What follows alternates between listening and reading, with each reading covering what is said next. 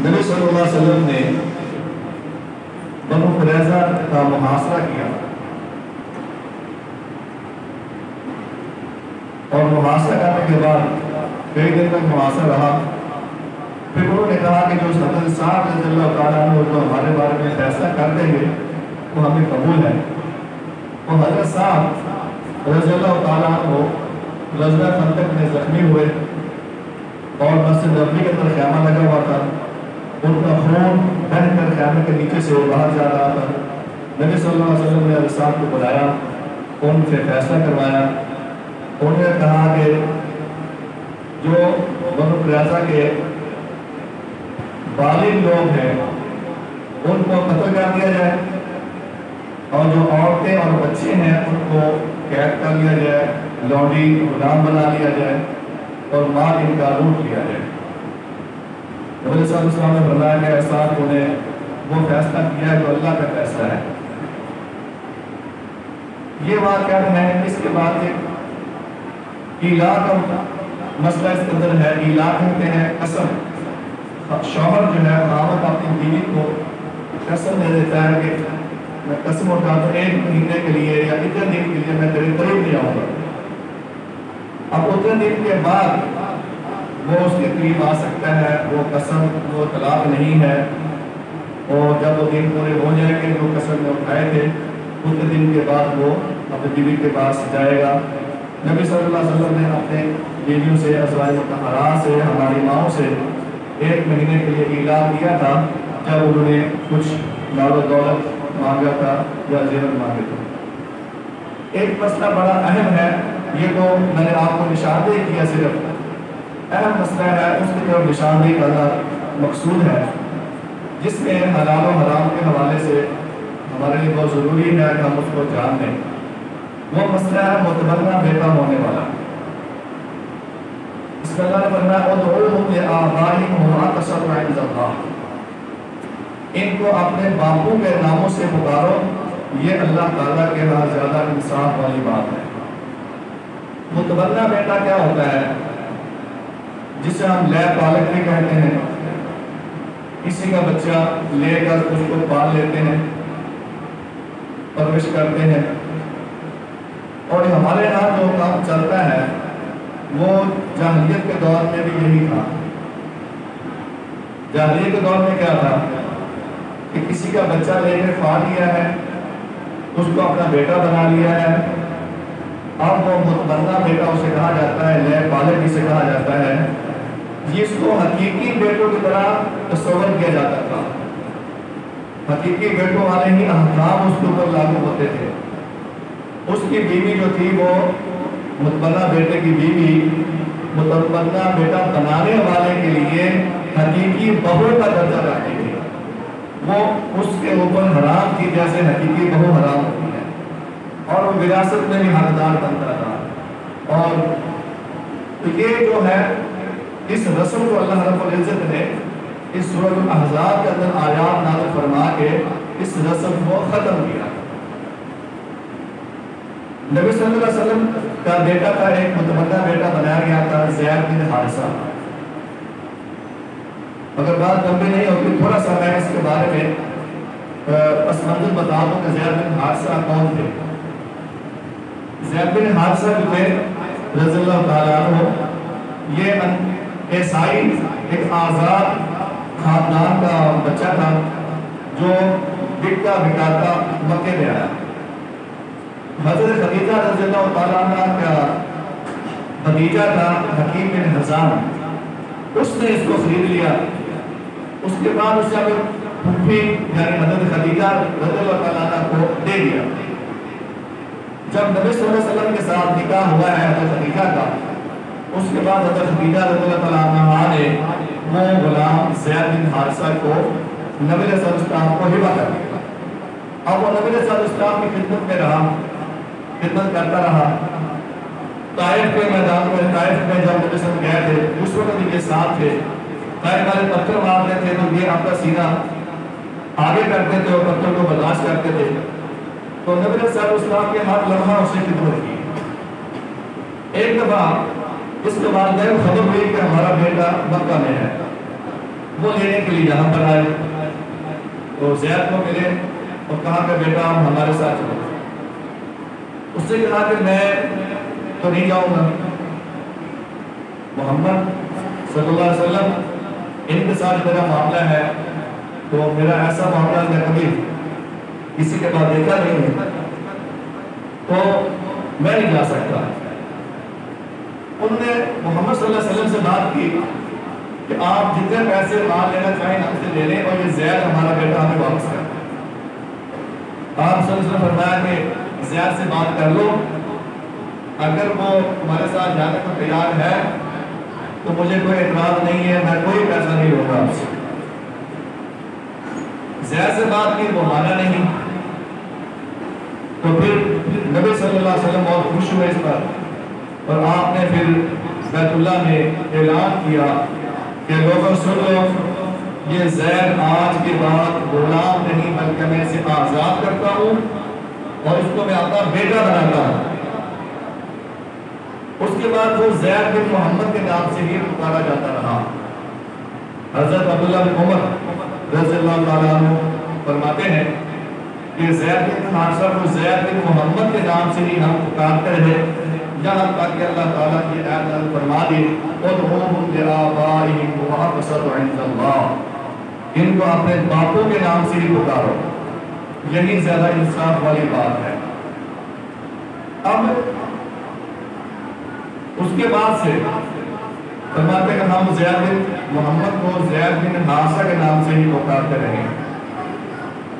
اس کے بعد دوسری آیت اللہ تعالیٰ نازل فرمائی ہے, کیونکہ اس کے بعد سے ہی یہ نسل ختم ہونا ممکن نہیں تھا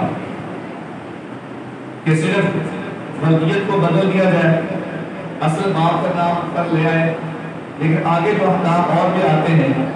اگر وہ شادی شدہ ہے تو اس کی جو بیوی ہے متبنہ بنانے والے کے لیے اس کا کیا درجہ ہوگا, کیا وہ اس کی حقیقی بہو ہوگی یا کہ حقیقی بہو نہیں ہوگی. کیونکہ متبنہ بیٹا جو ہے وہ اصل اولاد کا وہ حقیقی بہن بھائی نہیں بن سکتا.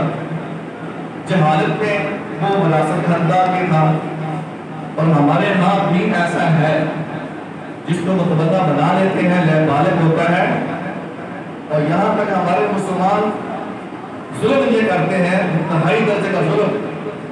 چھوٹا سا بچہ لے لیتے ہیں کسی کا, وہ کہتے ہیں کہ اب تم دودھ لے پلاؤ, دودھ ہم پلائیں گے, اور کسی کو پھر اپنے بعد میں آنے والی اولاد ہو یا رشتہ دار ہو اس کو خبر نہیں دیتے یہ بچہ ہمارا حقیقی نہیں ہے بلکہ ہم نے لے کر پالا ہوا ہے. بعد میں آنے والی اس کی اولاد اگر ہو جاتی ہے تو وہ اس کا اپنا بھائی حقیقی بھائی سمجھتے ہیں. ماں باپ انتہائی درجے تک اس کو چھپانے کی کوشش کرتے ہیں, کسی کو پتہ نہ چلے, وہ خود بڑا ہوتا ہے اس کو بھی نہیں بتاتے تیرا باپ کوئی اور ہے. یہ کتنا بڑا ظلم ہے, یہ نسل کے اندر خرابی ہے, نسل کو خراب کر دیا جاتا ہے, نسل میں لیٹ ہو جاتا ہے, نسل جو ہے وہ فکس ہو جاتا ہے. اب یہ غیر محرم ہے ان کے لیے جو دوسرے ہیں اس کی باپ, اس کے جو ہے متبنہ جو باپ ہے اس کی جو اولاد باپ جب ہوتی ہے, بیٹیاں ہوتی ہیں تو یہ بھی جوان ہو جاتا ہے, وہ بھی جوان ہوتی ہے, تو یہ ان کے لیے غیر محرم ہے. ان کا کھاتے کے ساتھ رہنا حرام ہے, وراثت میں حصے دار بننا حرام ہے, اور دیگر جو نسل والے احکامات لازم آتے ہیں وہ اس کے لیے قتل جائز نہیں ہے. وہ سارے احکام حرام ہیں. اس کی شادی ہوتی ہے, اس کی بیوی جو ہے وہ بھی متبنہ بنانے والے کے لیے وہ غیر محرم ہے, اس کی حقیقی بہو نہیں ہے. اس مسئلے کو جڑ سے اکھاڑنے کے لیے, جڑ سے اکھاڑنے کے لیے, جہالت میں سے اس مسئلے کو ملیا پیٹ کرنے کے لیے, ذہن سے مٹانے کے لیے اللہ رب العزت نے ایک اور حکم نازل فرمایا. جو کہ حضرت زید تھے, نبی صلی اللہ علیہ وسلم نے اپنے پھوپھی صاحب حضرت زینب بنت جحش اس کے ساتھ نکاح کر دیا تھا. حالانکہ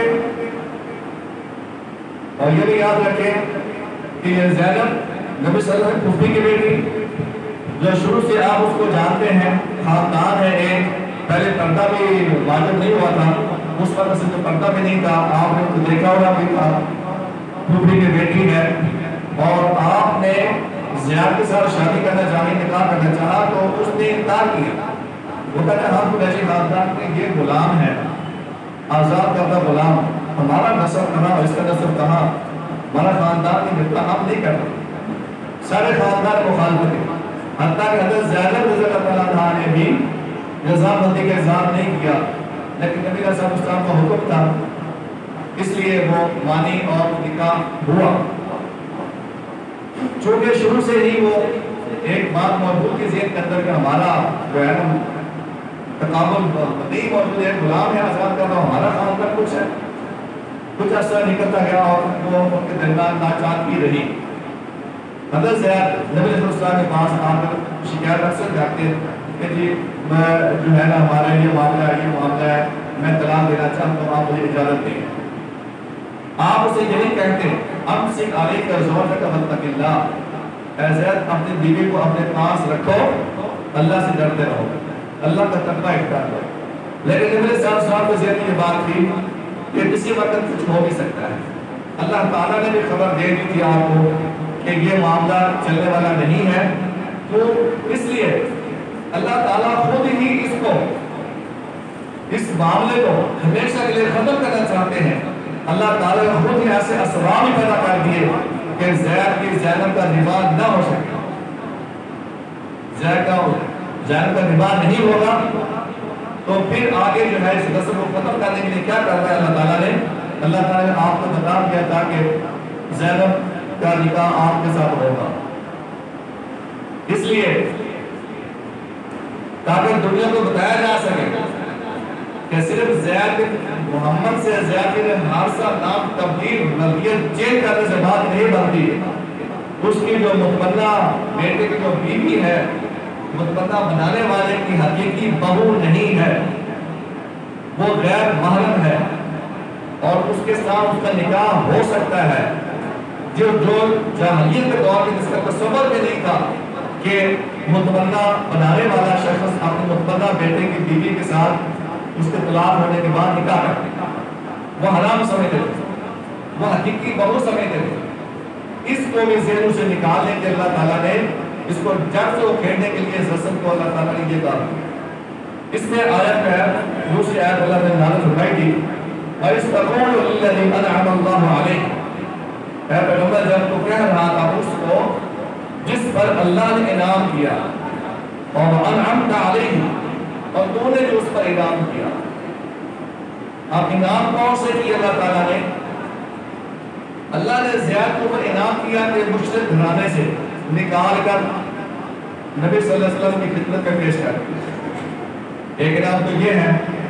دوسرا انعام یہ ہے کہ شروع میں جب نبی صلی اللہ علیہ وسلم نے نبوت کا دعویٰ دیا ہے تو کتنے لوگ مسلمان ہوئے تھے؟ 4، حضرت خدیجہ رضی اللہ عنہا اور غلاموں میں سے حضرت زید، یہ مسلمان ہوئے تھے، نبی صاحب پر ایمان لائے، اور حضرت علی اور حضرت ابوبکر صدیق بڑے لوگوں میں سے رضی اللہ تعالیٰ عنہ، یہ 4 لوگ ابتدا کے اندر ایمان لائے ہیں نبی صلی اللہ علیہ وسلم کے اوپر۔ یہ بہت بڑا اللہ تعالیٰ کا انعام تھا کہ سب سے پہلے ایمان لانے والے یہ 4 لوگ ہیں، یہ عظیم انعام ہے اللہ تعالیٰ کا۔ اور انعام کیا ہے؟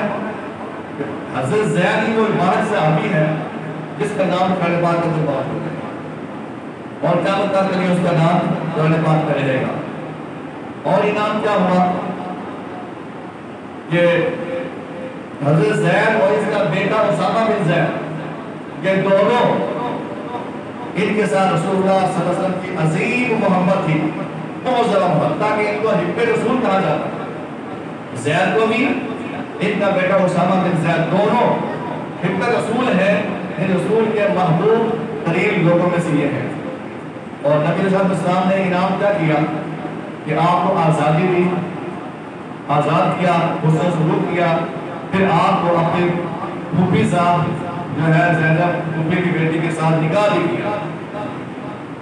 تو اللہ تعالیٰ فرما رہے ہیں کہ یہ جو شخص حضرت زید اس سے مراد ہے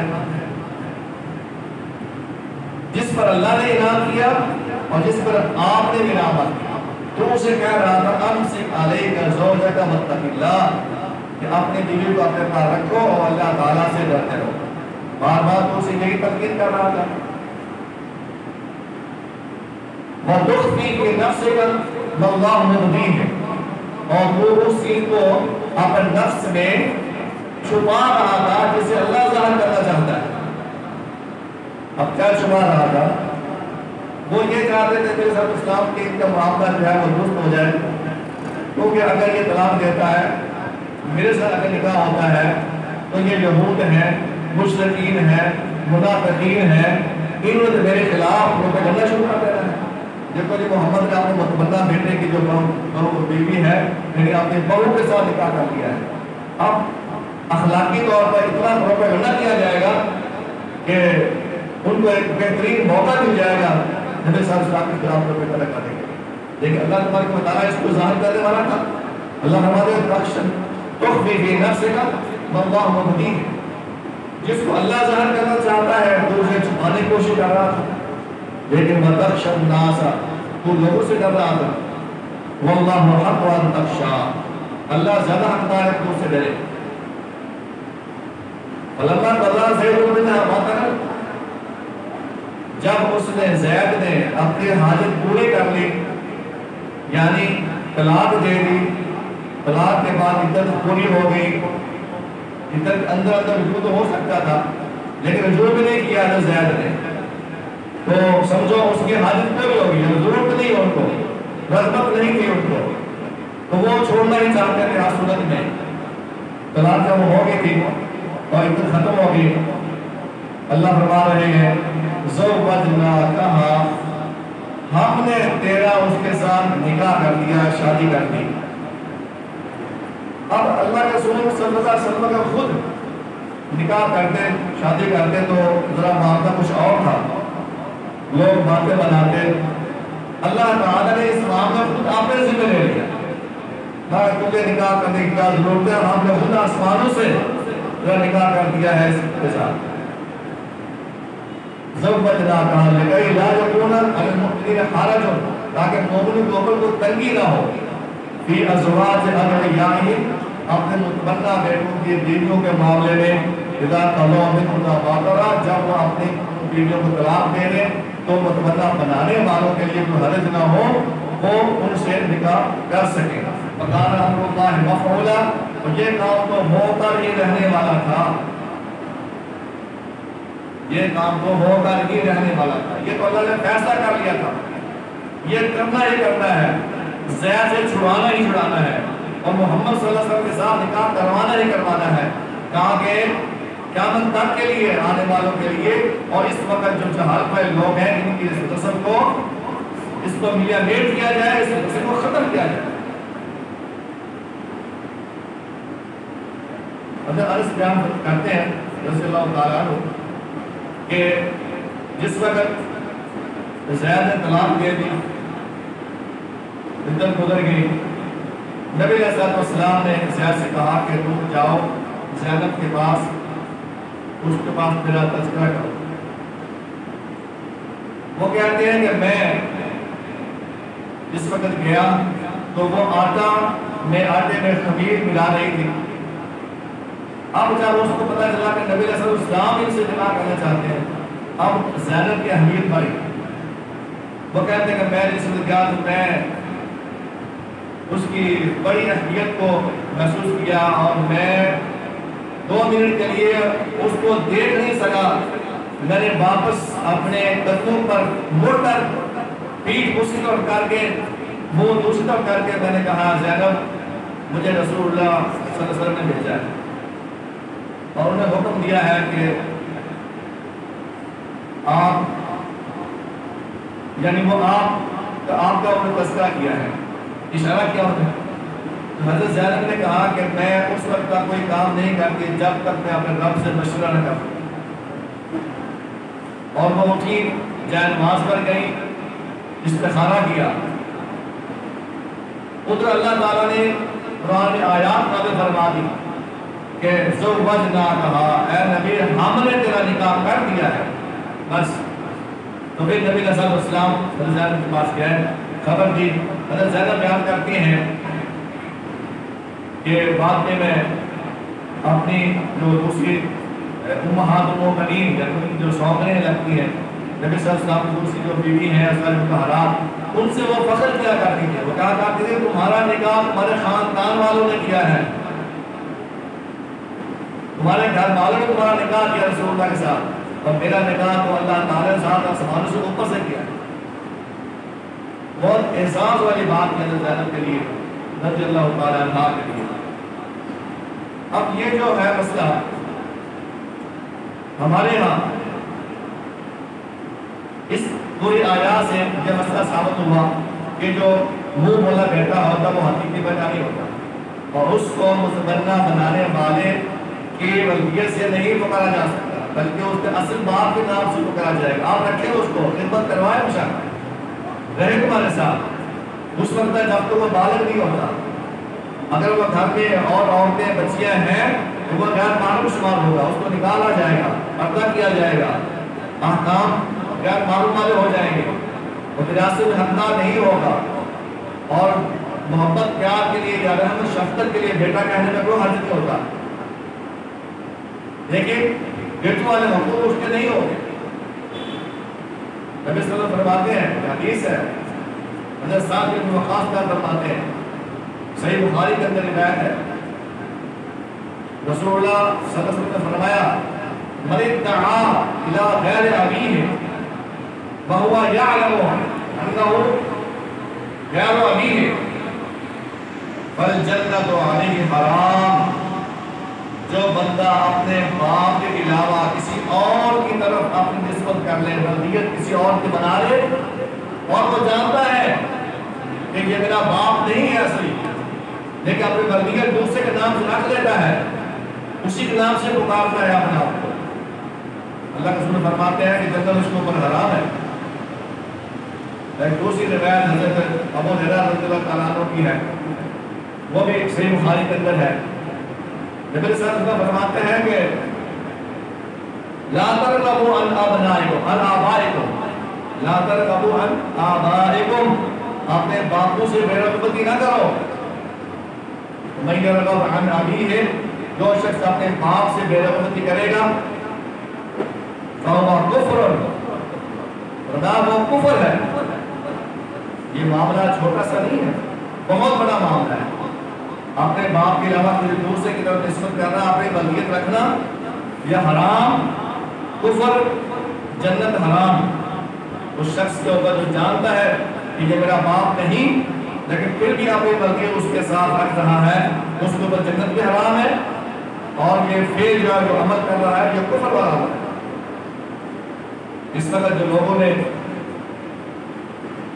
صرف نام ولدیت نہیں رکھتے بلکہ اسلامی کارڈ تک انہوں نے بنا لیا، ولدیت ریکارڈ گورنمنٹ کے کاغذات کے اندر وہ رجسٹر کر لیتے ہیں وہاں پر نام کے ساتھ، یہ حرام ہے میرے بھائی۔